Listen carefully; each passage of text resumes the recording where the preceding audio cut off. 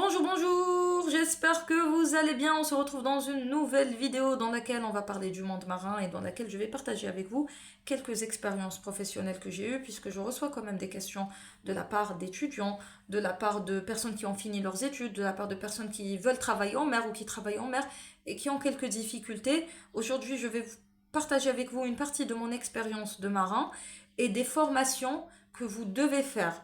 Quand je vous parle de formation, ne pensez pas que parce que vous avez un diplôme universitaire que vous avez détenu la lune et que c'est bon et que vous savez tout. Non, il y a des formations qui sont moins cotées dans notre société parce que nous on préfère à l'université pour ses lettres de noblesse et on a tendance à négliger la formation professionnelle. Moi, je vous conseille de faire ces formations-là parce qu'elles vous seront utiles sur le terrain et vous allez être formé par des personnes qualifiées qui vont vous transmettre un savoir-faire qui vous sera utile. Donc, si vous avez fait des études en biologie marine, même si vous n'avez qu'une licence, faites cette formation, même si vous comptez travailler au niveau de l'administration. Si vous travaillez au niveau de l'administration, de l'environnement et tout ça, je vous conseille de faire cette formation. Si vous voulez faire de la recherche scientifique en mer, je vous conseille de faire cette formation.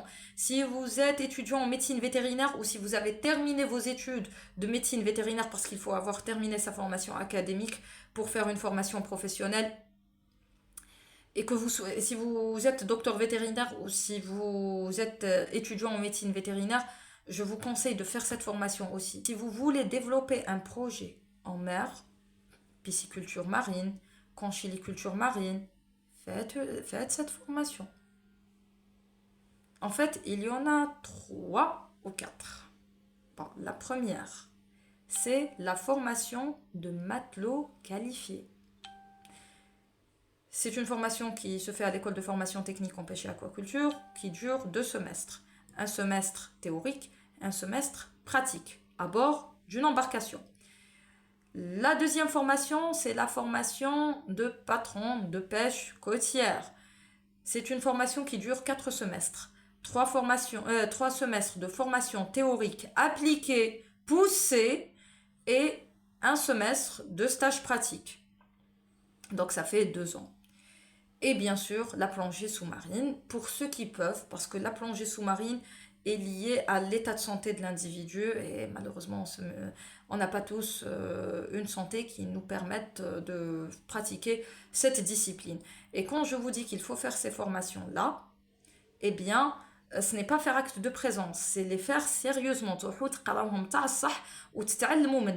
Il y a des modules comme le matelotage, le ramondage, les techniques de pêche. Même si vous les avez étudiés à l'université, ce n'est pas la même chose. Le programme dans les écoles de formation est beaucoup plus poussé que le programme que vous allez avoir à l'université. D'autant plus que les personnes qui vont vous former, ce sont de véritables gens de mer. Moi, j'ai eu la chance d'être formée, je les ai faites, matelot qualifié et patron de pêche côtière, j'ai fait ces 2 formations.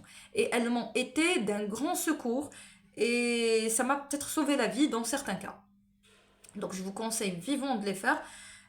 J'ai étudié certains modules à l'université, ça n'avait rien à voir. Ça n'avait absolument rien à voir. Pourquoi? Parce qu'à l'université, c'est un biologiste qui m'a formé. À l'école de formation, c'est un marin qui m'a formé. Donc c'est pas la même chose. Je ne suis pas en train de décrédibiliser l'université, attention. Mais كل حاجة في بلاصتها, technique de laboratoire, vous allez l'apprendre mieux à l'université. C'est pas la même chose. Un truc scientifique en matière de génétique des populations, il se peut que ce soit mieux à l'université.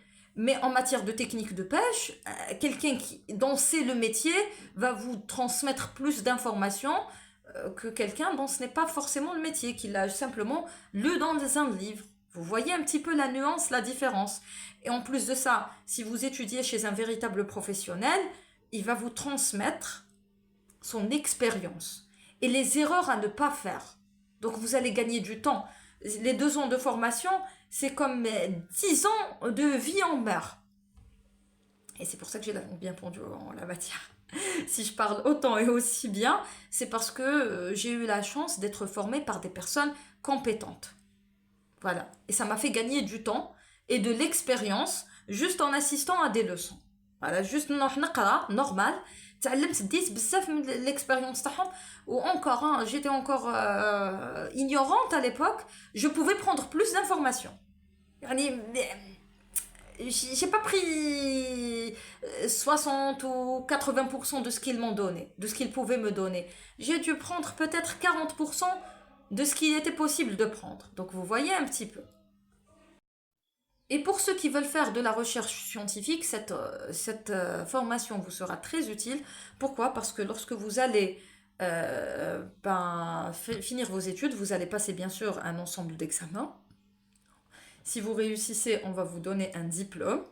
Et ce diplôme, accompagné d'un dossier, vous allez aller dans une institution qu'on appelle communément les gardes-côtes.